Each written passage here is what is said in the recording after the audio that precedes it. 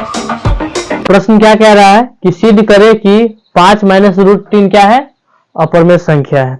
तो सबसे पहले आप क्या कर लेना, इस प्रकार से यदि क्वेश्चन रहे प्लस माइनस का, ठीक है, तो इसमें आपको अगर रूट अंडर सिद्ध करना है तो पी बटे क्यू के रूप में है या नहीं है, आपको पूर्णांक संख्या है, सब टोटल चीज लिखना ही पड़ेगा, ठीक है। लेकिन ऐसा जब प्रश्न रहे तो ये ऐसा प्रश्न में क्या करना है कि वर्ग दोनों तरफ नहीं करना है, ठीक है, यानी डायरेक्ट यहाँ पर आप क्या लिख सकते हो, हल।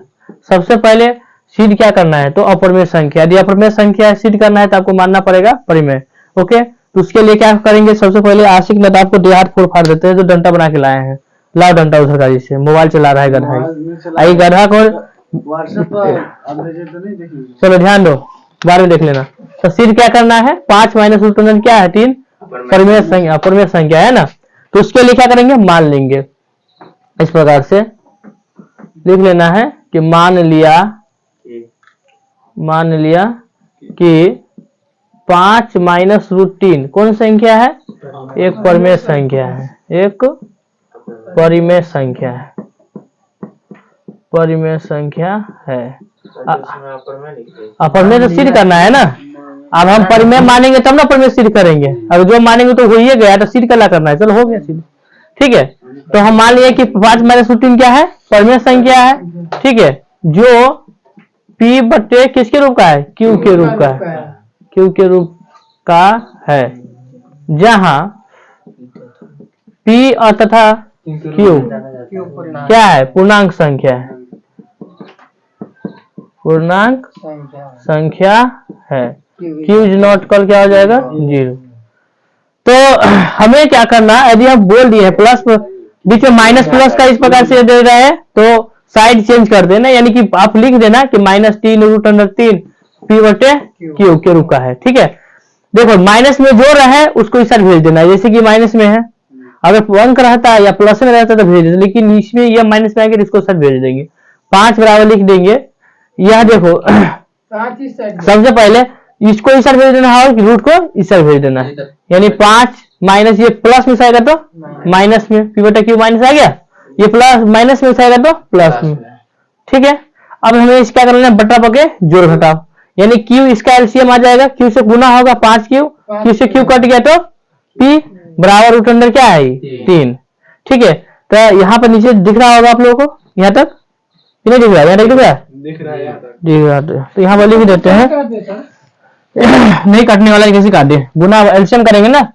तो यहाँ पर ध्यान दो, सब यहाँ पर जो भी बायां साइड रहे तो लिख देना है कि यहाँ कौन सा, इसे कहते हैं बायां पक्ष, ठीक है, इसे कौन पक्ष कहते हैं, बायां पक्ष क्या है 5q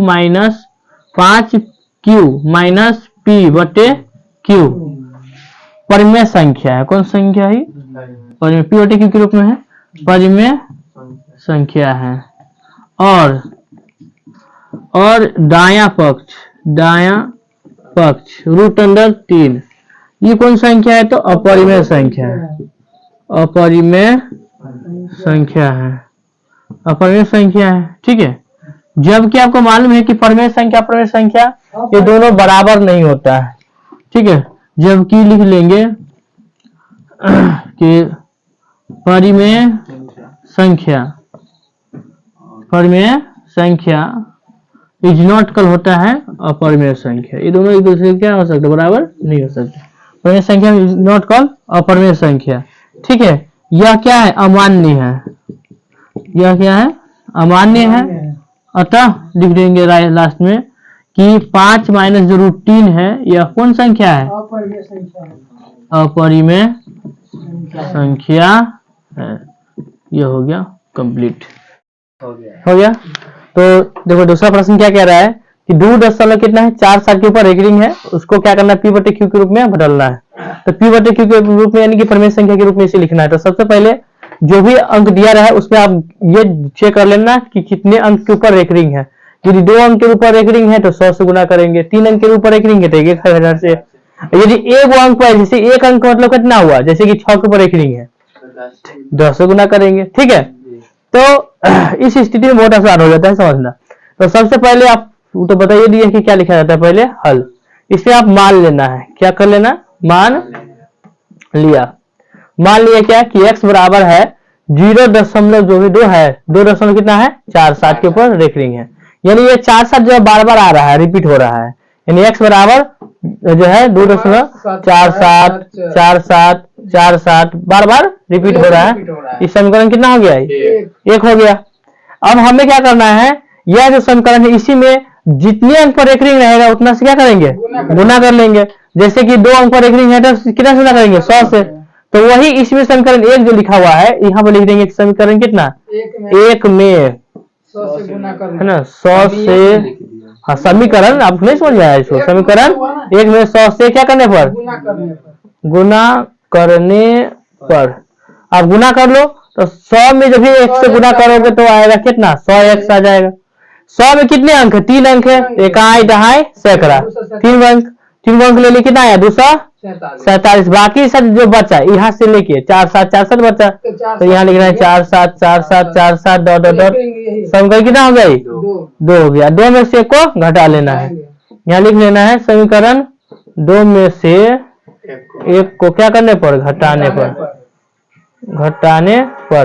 अब घटाओगे 100 में से तो 99, 47 कर जाएगा, तो 247 में से 2 घटाओगे तो 245, यानी x बराबर आ जाएगा 245 बट्टे गुना में जाएगा तो भाग में, यानी किसके रूप हो गया, p बट्टे q के रूप हो गया कंप्लीट। यहाँ पर है ना 247, 2 घटा दिए हुए थे ना 45, ठीक है हो गया। यहाँ ध्यान दो, क्वेश्चन क्या कह रहा है कि यूक्लिड विभाजन परिमेयता के प्रयोग करके 963 और 657 का मौसा आपको ज्ञात करना है, ठीक है। तो सबसे पहले आपको क्या करना पड़ेगा, यह जो यूक्लिड विभाजन परिमेयता जो होता है वो क्या होता है। तो यूक्लिड विभाजन परिमेयता में 2 धनात्मक पूर्णांक होता है a और b, जिसमें 2 अद्वितीय पूर्णांक कौन होता है, p तथा q तथा r होता है, ठीक है। तो इसका यूक्लिड विभाजन परिमेयता क्या कहता है, a बराबर होता है bq प्लस r के। तो यहाँ पर जो भी दिया रहा है जिसमें सबसे बड़ी संख्या a है और b है ना, तो यहाँ पे लिख लेंगे कि दिया है कि a जो है सबसे अधिक संख्या कितना है 963 और छोटी संख्या कितना है 657। बनाना है कहाँ से, यूक्लिड विभाजन प्रमेयिका, ठीक है, या प्रमेय से, ठीक है, यूक्लिड विभाजन प्रमेय से। तो यूक्लिड विभाजन प्रमेय क्या कहता है, a बराबर होता है bq plus r, 0 smaller than r and greater than b, ठीक है। अब यहाँ पर देखो a का जो वैल्यू यहाँ पर लिख लेना है 900 कितना है 63 और b का कितना है 657। गुने कितने मरतबे पढ़ेंगे तो आप 963 आएगा, 1 मरतबे, ठीक है। तो इसका शेषफल आप इसको जब हटाओगे इसमें से कितना आएगा 306। तो इसलिए अब यहाँ पर क्या कर लेना, इसका रफ कर लेना, ऐसे करके 600 कितना था 57, ये 900 कितना है 63, 1 मरतबे लगाओगे 657 क्या करेगा, घटाओगे तो यहाँ 13 में 7 गया तो 6 बचेगा, 5 में से 5 गया तो 0, 9 में 6 गया तो 3, 300 कितना आया, ये 6 आया कि नहीं। थोड़ा सा इधर में लिख देता हूँ, 306 आई कितना है ये 306 घटाने के बाद ये 600 कितना आ गया 57। फिर इसमें लगाना है भाग, इसमें देखो 3 के बाहर 300 के बाहर कितना पड़ोगे 2 बेर, ये 300 कितना आएगा 12, 7 में से 600, 7 में से 2 गया कितना आएगा 5, 5 में गया तो 4, 606 कट गया, ये कितना है 306 है। आप 45 के पारा पढ़ना है कितना मरतबे में 306 आएगा, 6 में पढ़ना 270 आएगा, ठीक है।